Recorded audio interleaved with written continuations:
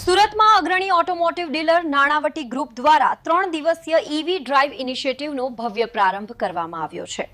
સુરતના LP Savani road સ્થિત Nanavati Mahindra showroom ખાતે શરૂ થયેલા આ 3 દિવસીય કાર્યક્રમમાં ઇલેક્ટ્રિક વાહનોનું પ્રદર્શન, જાગૃતિ રેલી, ગ્રાહક માર્ગદર્શન તેમજ વિશેષ અનુભવ સત્રોનું આયોજન કરવામાં આવ્યું છે। આ કાર્યક્રમમાં મુખ્ય અતિથિ તરીકે ઉપસ્થિત ધારાસભ્ય મુકેશ પટેલે પર્યાવરણ સંરક્ષણ અને સ્વચ્છ ઉર્જાના વ્યાપક ઉપયોગ પર ભાર મૂકતા નાગરિકોને ઇલેક્ટ્રિક વાહનો અપનાવવાની અપીલ કરી હતી। તેમણે ગ્રીન ઇન્ડિયા અને સસ્ટેનેબલ મોબિલિટીના વિઝનને સાકાર કરવા સૌના સહયોગની જરૂરિયાત વ્યક્ત કરી હતી।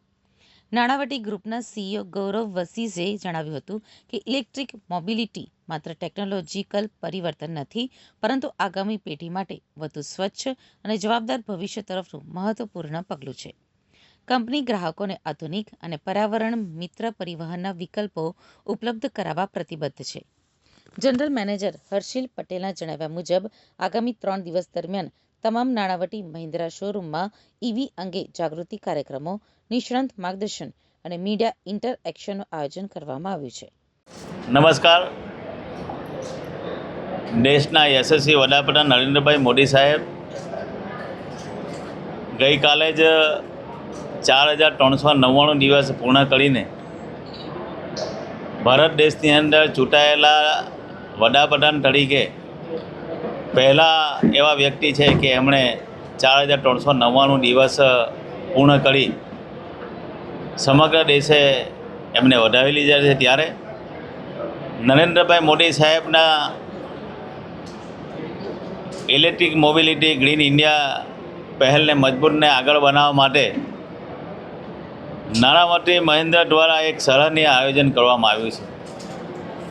આપણે સૌ જાણીએ છીએ કે દેશની અંદર પેટ્રોલ ડીઝલની જે રીતે કિંમતો વધી રહી છે અને ગ્રીન ઇન્ડિયા તરફ આપણે એક નવું પગલું ભરવા જઈ રહ્યા છે, ત્યારે નાણાવટી મહિન્દ્રા દ્વારા સમગ્ર સુરતની જનતા માટે 3 દિવસ એમના શોરૂમની ઉપર આ ઇલેક્ટ્રિક ઈવી વાહનોનો ડેમો રાખવાનો કાર્યક્રમ રાખવામાં આવ્યો છે। આજે જોયું છે કે 4 જેટલી નવી કારો એમણે જે લોન્ચ કરી છે। ખરેખર જે કારો લોન્ચ કરી છે, જે બહાર વિદેશોમાં જે કારોની કિંમત છે એના કરતાં સ્વદેશી મેક ઇન ઇન્ડિયાની જે બનાવેલી જે કાર છે એ ખૂબ સરસ છે। અને હું આપણા દ્વારા લોકોને વિનંતી કરું છું કે તમે આવો અને જે રીતે જે નવી ટેકનોલોજીવાળી જે કારો બનાવી છે એને આપણે ઉપયોગ કરીએ અને પેટ્રોલ ડીઝલની બચત પણ કરીએ।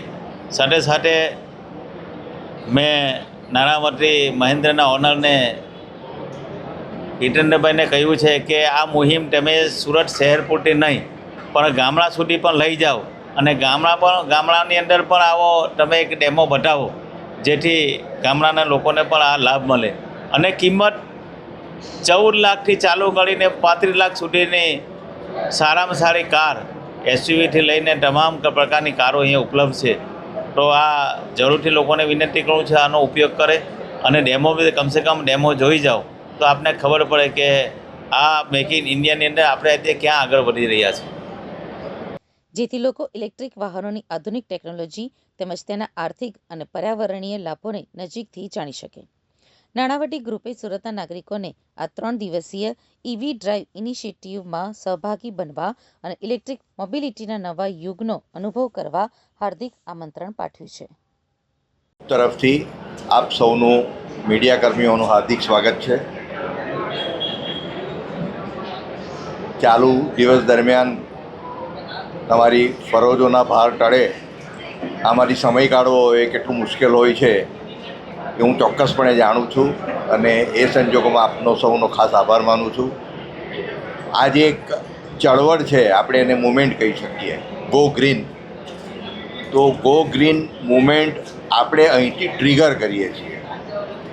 તમને કદાચ જાણીને નવાઈ લાગશે કે ઓલ ઓવર ઇન્ડિયામાં જ્યારે 3થી 5% ઈવીનું પેનિટ્રેશન હતું, ત્યારે સુરત એક જાગૃત શહેર તરીકે 6થી 7% પર હતું।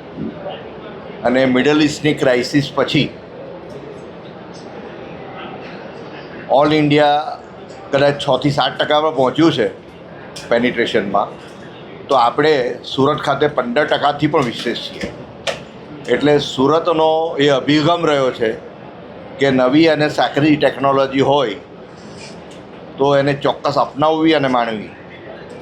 તો આપના થકી હું સુરતવાસીઓને અને આજુબાજુના રહીશોને, સુરત ડિસ્ટ્રિક્ટના ગામડાના રહીશોને વિનંતી કરવામાં આવું છું કે જ્યારે હવે આ એક ટેકનોલોજી હાથ વગી છે ત્યારે ચોક્કસપણે એનો ઉપયોગ કરે. ફોસિલ ફ્યુલની પાછળ જ્યારે કરોડો ડોલરનું આપણું વિદેશી હુંડિયામણ ખર્ચાતું હોય છે, ત્યારે આ એક જે મોદી સાહેબે ઓલ્ટરનેટિવ આપણને એડોપ્ટ કરવાનું કીધું છે, તો એ ચોક્કસપણે વિચારીને એને સ્વીકારીએ. અને કદાચ આપણામાંથી ઘણાને ખબર હશે તેમ 2030 સુધીમાં ટ્રાન્સપોર્ટ મિનિસ્ટ્રી, એટલે કે જે અત્યારે ગડકરી સાહેબ ચલાવે છે, એમનું એક સ્વપ્ન છે કે 30% પેનિટ્રેશન 2030 સુધીમાં પેસેન્જર વ્હીકલમાં ઈવીનું કરવું. તો ચોક્કસપણે જ્યારે ભારત એ દિશામાં આગળ વધી રહ્યું છે તો સુરત ખાતે આપણે એને લીડ કરી રહ્યા છીએ, કારણ કે આપણે 15%ની ઉપર તો અત્યારે પણ પહોંચી ગયા. તો એ બધામાં પણ આપ સૌનો, મીડિયાકર્મીઓનો ફાળો અમૂલ્ય છે.